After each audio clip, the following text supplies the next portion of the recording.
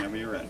All right, I'm here with Shelley Porges. She spoke this morning at our Women in Entrepreneur event. Shelley is with the State Department Global Women's Business Initiative.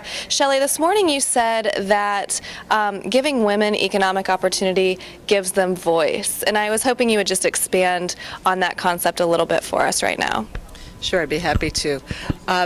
One of the things we find all over the world is that even talented women, even accomplished women at some level, often lack confidence and often don't see themselves in a role as voices of change for their societies, for their communities.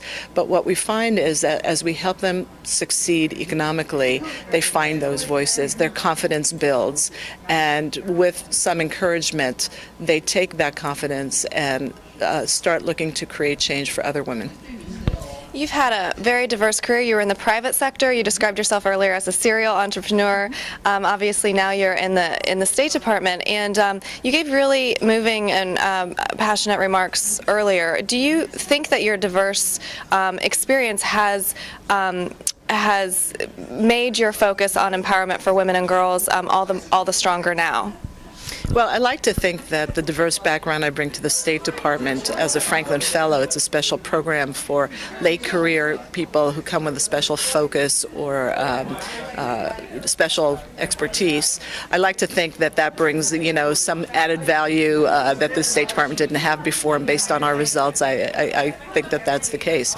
But yeah, I think I've always been involved with women's economic empowerment and women's empowerment in general. I was the president of the Financial Women's Association of San Francisco during a time of great growth. We tripled our membership during that time, and I've been involved in many other different kinds of women's initiatives. So that's been a theme in my career. I think it comes partly from my own experience that even when I thought I performed well, it didn't always, in the day, we didn't always, women didn't always get the kind of rewards that men got. And so I think that was part of the motivation.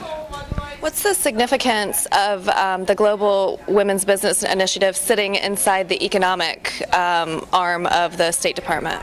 Well, thank you for noticing that. We think that's really important. Of course, we have a fantastic Global Women's Issues group headed up by Ambassador Milan Verveer that does fantastic work. But beyond that, we're all looking to mainstream the gender issues. It's quite clear that when it comes to economics, not to speak of other issues, that the gender lens is central to prosperity.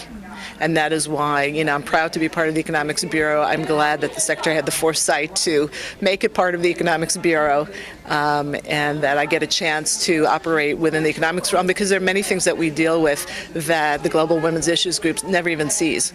And so this is really an opportunity to set an example also for other governments in terms of what our expectations are and lead by example. In terms of opportunity for U.S. Chamber member companies to partner with the work that you're doing, what do you see as good potential here?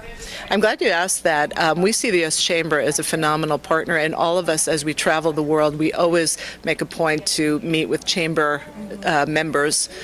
We often speak to Chamber audiences, try to share our experience and get input from Chamber members as to, how they see the world and help us do a better job of what we're trying to get done.